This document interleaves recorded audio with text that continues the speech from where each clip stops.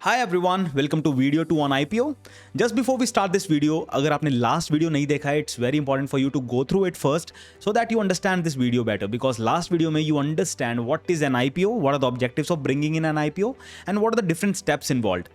But in this video you will understand how do you select a good IPO for yourself. क्योंकि हर एक महीने में इतने सारे IPOs आते हैं, not every single IPO is good. कुछ अच्छे लिस्टिंग गेन्स देंगे, कुछ बुरे लिस्टिंग गेन्स देंगे, कुछ लॉन्ग टर्म के लिए अच्छे होंगे, कुछ बुरे होंगे. So it's very important for you to be very very selective while selecting an IPO. So उसके लिए क्या स्टेप्स फॉलो करने हैं and what steps that I follow I discuss in this video. And trust me, these steps have helped me to save myself from most hyped IPOs of the time like Paytm and LIC. So without wasting any time, let's start off with the video.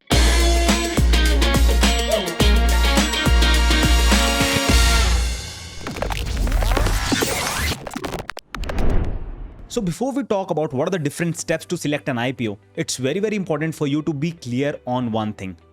What is that? कि क्या आप इस IPO को listing gains के लिए रखना चाहते हो और are you planning to hold it for long term से 2 years, 3 years, 4 years, 5 years.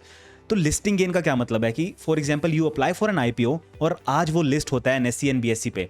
Listing होने पे दैट गिव्स यू से 20%, 25%, 30% ऑफ से 50% रिटर्न्स. तो क्या आप अपना प्रॉफिट बुक करके बाहर निकलना चाहते हो? Are you just applying in this IPO for the listing gains और are you going to hold this particular stock for long term?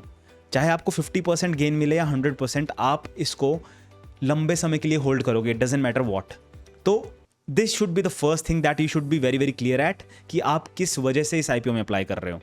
Now let's talk about what are the different steps that are involved while selecting a perfect IPO for yourself. Step 1. Understanding the sector or understanding the industry and the business model of the company. By that I mean is, जब भी एक IPO में apply कर रहे हो, ये company कौन से सेक्टर को बिलोंग करती है, you should ideally have an idea कि ये टेक्सटाइल से है या फिर ऑटोमोबाइल से है या फार्मास्यूटिकल कंपनी है या फिर से एनर्जी साइड से है, कौन से इस पर्टिकुलर सेक्टर से बिलोंग करती है. And at the same time you should have an understanding कि इसका बिजनेस मॉडल क्या है, ये धंधा कैसे करती है, ये पैसे कैसे कमाती है. If given a chance you should ideally know कि अगर मैं इस कंपनी में 15,000 रुपये लगा रहा हूँ तो क्या ये मुझे अच्छे रिटर्न्स दे सकती है आने वाले टाइम में?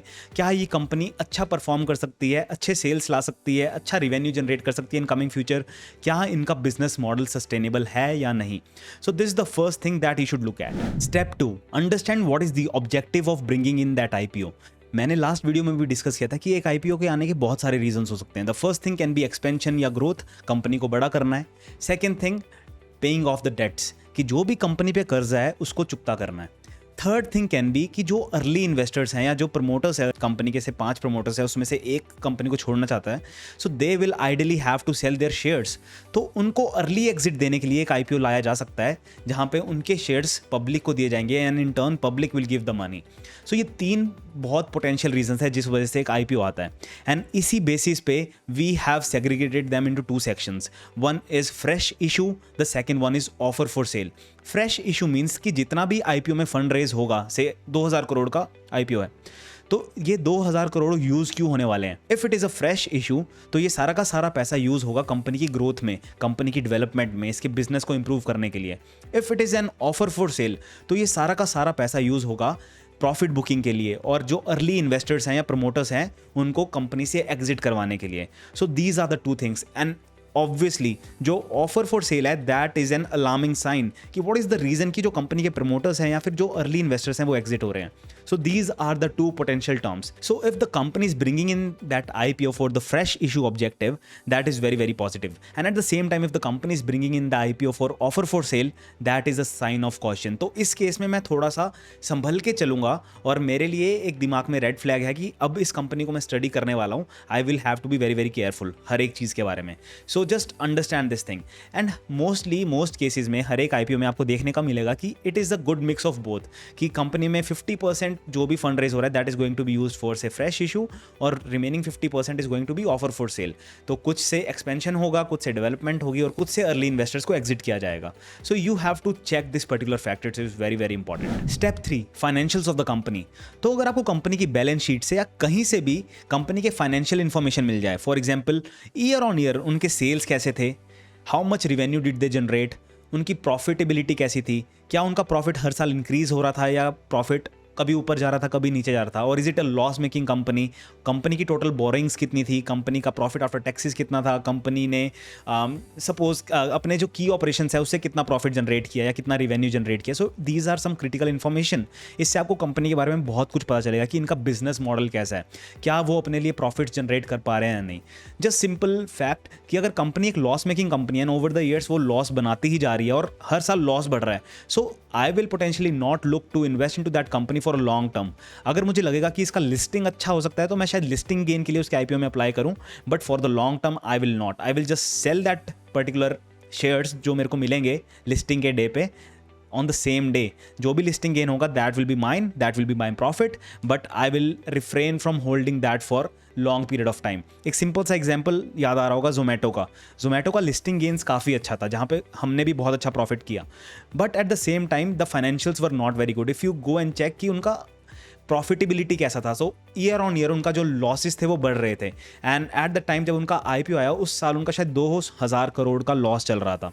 सो इट वॉज अ साइन कि इसको शायद लॉन्ग टर्म के लिए अभी होल्ड करना it's not the right time.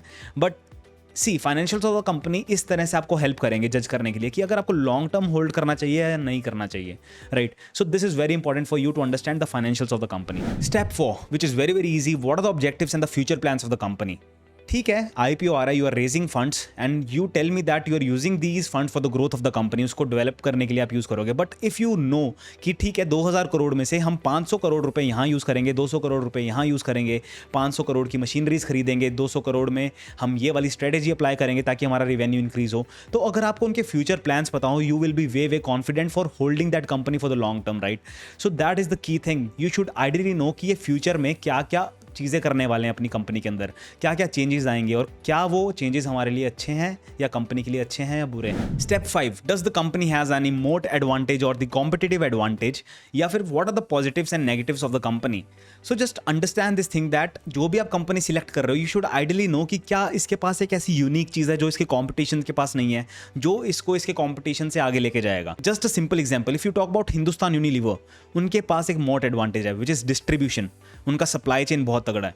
सो आप अपनी गली में या फिर मोहल्ले में कहीं भी चले जाओ, if you just roam around, हर एक दुकान पे आपको HUL के प्रोडक्ट्स मिल जाएंगे, which is not the same case as their competitors. तो जितना अच्छा डिस्ट्रीब्यूशन HUL का है उतना उसके कॉम्पिटिटर्स का नहीं है.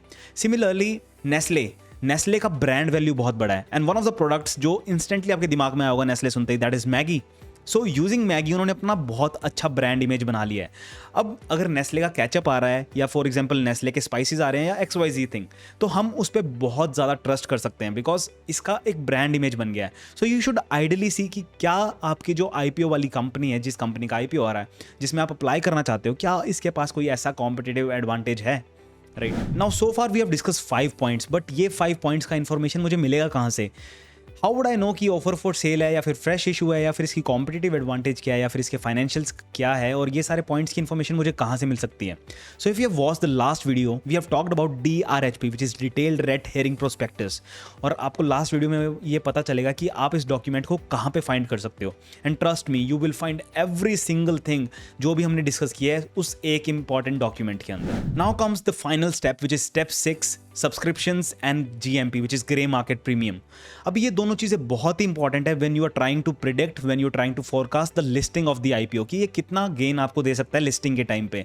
क्या ये 10% देगा, 50% या 100%? ये सारा का सारा आपको आइडिया इन्हीं 2 फैक्टर से लगने वाला है. Now just understand this thing very carefully. Subscriptions के बारे में हमने लास्ट वीडियो में भी पता किया था. If you haven't watch that video, just go check it out right away. But 3 तरह के इन्वेस्टर्स थे. One were QIBs, then we had NIIs and then we have retail investors. So just suppose कि retail investors के लिए सिर्फ 100 lots available हैं या फिर अवेल किए गए हैं फ्रॉम द कंपनी, लेकिन 1000 लोग अप्लाई कर देते हैं. That means the IPO is over subscribed in the retail investor category. और अब 100 लॉट थे और 1000 लोगों ने अप्लाई किया है. That means this is 10 times over subscribed. इसका मतलब क्या है कि 10 में से सिर्फ एक ही आदमी को IPO मिलेगा. So it's all about probabilities. So if you talk about IPO, तो ऐसा नहीं है कि इस बंदे को ज़्यादा एडवांटेज है IPO मिलने का या इसको कम है. Everybody has a equal chance. Yes, you can improve your chances to get an IPO, जिसके बारे में हम नेक्स्ट वीडियो में बात करेंगे, but still it's kind of a lucky draw. तो उन 1000 में से किन 100 लोगों को मिलेगा, it's just luck based. Right. So if it is 10 time subscription that means कि 10 में से किसी एक को ये आईपीओ का लॉट मिलने वाला है। सिमिलरली अगर 100 टाइम सब्सक्राइब्ड है दैट मीन्स कि 100 में से किसी एक आदमी को वो मिलेगा। So you can see how good are your chances if it is over subscribed. और सब्सक्रिप्शन अगर ओवर सब्सक्राइब्ड है, if it is 10 times, 20 times, 30 times या 50 टाइम्स, इससे आपको डायरेक्टली ये पता नहीं चलेगा कि इसका लिस्टिंग कितने % होने वाला है। You just know one thing, understand this thing very carefully.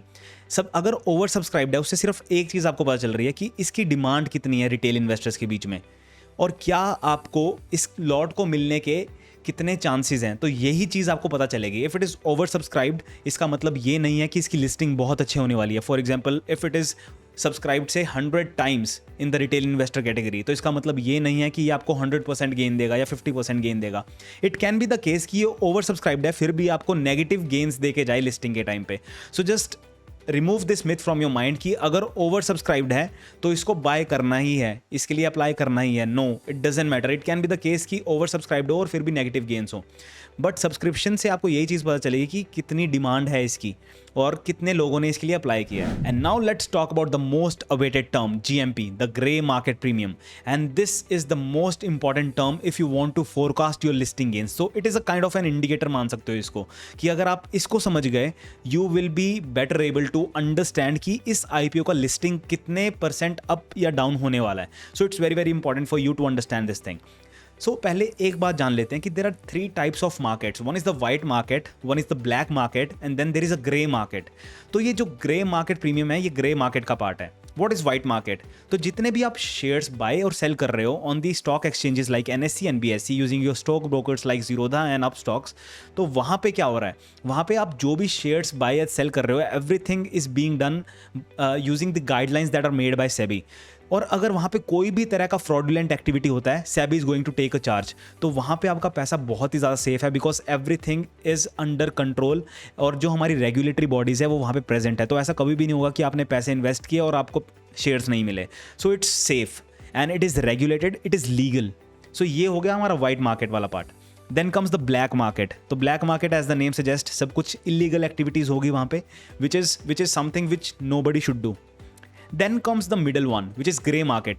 अब ये ना सही है ना गलत है, ना लीगल है ना इलीगल है, और इसके अंदर कोई भी रेगुलेशंस नहीं है। सबसे इंपॉर्टेंट है, जैसे हमारे पास वाइट मार्केट में SEBI था, RBI है, वैसे इस मार्केट में कोई नहीं है। अगर आपने पैसे किसी को दिए और उसके बदले में आपको शेयर्स नहीं मिले या फिर आपके साथ कोई भी फ्रॉड होता है, SEBI is not going to come and interfere. अगर तुम SEBI के पास जाके या कोर्ट में जाके बोलोगे कि भाई मैंने ये कुछ चीज़ की थी ग्रे मार्केट के अंदर और मेरे साथ ये वाला फ्रॉड हुआ है, उनको कोई फर्क नहीं पड़ता because what ever you have done it's done in the grey market. और तुम्हें पहले से ये चीज़ पता होनी चाहिए कि वहाँ पे अगर कोई फ्रॉड हो सकता है तो उसके जिम्मेदार सिर्फ और सिर्फ तुम हो, right. So that's what happens in the grey market. तो ये चीज़ आई होप सबको समझ आ चुकी है। Now that you know about the grey market, it's time for us to understand about the grey market premium कि ये है क्या और इसका IPO से क्या लेना देना है। And I'm going to portray a scenario. Just imagine everything with me and trust me, you are going to understand this concept in a very beautiful manner. So suppose कि मैं एक डीलर हूँ, मेरे पास अपनी कॉपी पेन है, मैं अपने counter पे बैठा हूँ and few people approach me. Person A, person B, person C, person D, बहुत सारे लोग आते हैं मेरे को अप्रोच करते हैं. Now they tell me कि आज से 3 दिन बाद एक IPO लिस्ट होने वाला है. सपोज कोई भी IPO X वो लिस्ट होने वाला है और हम इस पे एक गैम्बल, एक सट्टा खेलना चाहते हैं आपके साथ. मैं कहूँगा okay, bring it on. So suppose the issue price of the IPO is 100 rupees. If you do not know what is issue price, just go and check out the last video. Then person A approaches me and he tells me कि doesn't matter कि listing किस price पे होने वाली है, मैं आपसे इस IPO के शेयर्स 120 रुपए में खरीदूंगा. So understand this thing कि हो क्या रहा है. इशू प्राइस 100 रुपये हैं, अभी लिस्टिंग हुई भी नहीं है, बट ये पर्सन ए मुझे कहता है कि कुछ भी हो मैं 120 रुपये पे खरीदूंगा. Now just think of it कि अगर लिस्टिंग 80 रुपये पे हो जाती है, जो पर्सन है उसका कितना लॉस हुआ पर शेयर, 40 रुपीज़ का. अगर 100 पे ही होती है, इशू प्राइस पे लिस्टिंग होती है, still he is losing 20 rupees. अगर 120 रुपये पे लिस्टिंग होती है देन इट्स ब्रेक इवन, ना उसको प्रॉफिट होगा ना लॉस होगा. अगर 120 से ज़्यादा पे लिस्टिंग होती है, फॉर एग्जांपल 130, 140, 200, तब वहाँ पे उसको अच्छे गेन्स मिलेंगे और डीलर को, मतलब मुझे, पर्सन ए को पैसे देने पड़ेंगे. So that's the scenario. अब ये गैम्बल कैसे हो पा रहा है? क्योंकि डीलर को लगता है कि 120 से नीचे ही प्राइस रहने वाला है इस IPO का लिस्टिंग पे, और पर्सन ए को लगता है कि 120 से ऊपर लिस्टिंग होगी. सो इसी वजह से ये गैम्बल हो पा रहा है. Now tell me one thing, ये जो भी चीज़ हो रही है, यहाँ पे कोई रेगुलेटरी बॉडी नहीं है, किसी को नहीं पता कि ये इस तरह की कोई डील साइन हो रही है या फिर कोई ट्रांजैक्शन होने वाली है या फिर जो भी चीज़ हो रही है, किसी को आइडिया नहीं है। अगर हम दोनों में से कोई भी काउंटर पार्टी डिफ़ॉल्ट करता है, दैट मीन्स अगर मैं तीसरे दिन भाग जाता हूँ या फिर पर्सन ए भाग जाता है, हम कुछ नहीं कर सकते। बट ऐसा होता नहीं है, because there is a reputation to maintain in the market. But yes, there have been cases in the market जब लोगों ने ग्रे मार्केट में ये चीज़ की and then they just ran away. क्योंकि एक लॉट या दो लॉट की बात नहीं होती, यहाँ पे हंड्रेड्स ऑफ लॉट्स का गैम्बल किया जाता है, which makes it lacks and crores of rupees. तो बहुत ही प्रोबेबिलिस्टिक होगा कि अगर कोई इंसान भाग जाए, right. So I hope you understood this fact. Now see होगा क्या, जो ग्रे मार्केट प्रीमियम है वो है क्या इस केस में।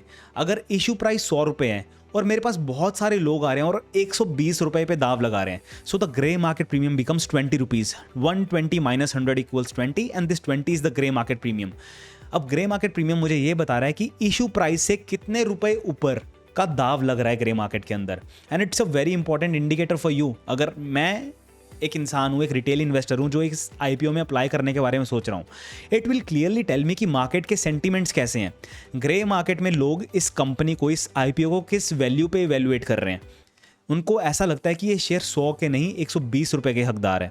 सो ये एक चीज़ मुझे समझ आती है यहाँ से। सो आई नो कि इसका जो लिस्टिंग हो सकता है वो कहीं ना कहीं 120 रुपये के आसपास हो सकता है, and I can easily make 20% returns, क्योंकि मैं 100 रुपये पे अप्लाई कर रहा हूँ और मेरे को लिस्टिंग के टाइम पे 120 का एक शेयर बेचने का मौका मिलेगा। So I am just straight away going to make 20% returns. But क्या ये हमेशा ट्रू होगा? The answer is no. It can be the case कि ग्रे मार्केट प्रीमियम से 20 रुपीज़ है और आपको 20% गेन्स एक्सपेक्टेड है, but still you do not make any gain or you make more gains than 20%, but it is highly probabilistic कि grey market premium के आसपास ही आपका लिस्टिंग रहेगा। And I show you some scenarios as well. और ये grey market premium कहाँ पता करते हैं वो भी हम चीज़ें देखेंगे। But I hope you understood about what is grey market premium. और क्या ये ग्रे मार्केट प्रीमियम चेंज होता रहेगा? The answer is yes. 3 दिन पहले ग्रे मार्केट प्रीमियम अगर 20 रुपये है तो 2 दिन पहले वो 25 रुपये भी हो सकता है और 1 दिन पहले वो 15 रुपये भी हो सकता है। तो it is very very important for you to track the grey market premium every single day until the day of listing. तो लिस्टिंग होने पे या लिस्टिंग होने तक आपको ग्रे मार्केट प्रीमियम ट्रैक करना बहुत जरूरी है। Alright guys, so I hope you understood the 6 steps, and trust me, if you follow these 6 steps the way I mentioned, you are never going to make a wrong decision while selecting an IPO, and I use the same 6 steps, and trust me, we have never made a wrong choice while selecting an IPO, खासकर listing gains के लिए या वो long term के लिए select करना हो। So just make sure that you do not follow the hype, you follow the concept, you follow the steps. क्योंकि बहुत ज़्यादा हाइप क्रिएट किया जाता है मार्केट में। इफ़ यू टॉक अबाउट से पेटीएम, LIC दोनों के टाइम पे बहुत ज़्यादा हाइप था एंड वी सॉ कि बहुत अच्छा परफॉर्म नहीं किया, एंड ट्रस्ट में हमने उसके लिए अप्लाई नहीं किया था। Similarly if you talk about Paras defence या फिर जोमेटो, दोनों में बहुत अच्छा लिस्टिंग गेन मिला and a lot of other IPOs। तो लिस्टिंग गेन्स के लिए अगर आप ये 6 स्टेप्स फॉलो करोगे, कंपनी सिलेक्ट करने के लिए, IPO सिलेक्ट करने के लिए अगर ये 6 स्टेप्स आप फॉलो करोगे, you are never going to make a wrong decision. So I hope you love this video guys. If you are loving the hard work that we are putting in for our videos, just make sure that you give us a thumbs up. Just write a beautiful comment for us and I'll see you in the next video, because वहाँ पे हम discuss करेंगे कि कैसे आप एक IPO को के लिए अप्लाई कर सकते हो, and we'll take an example. So just stay tuned guys. I'll see you in the next video. Take care. Bye bye.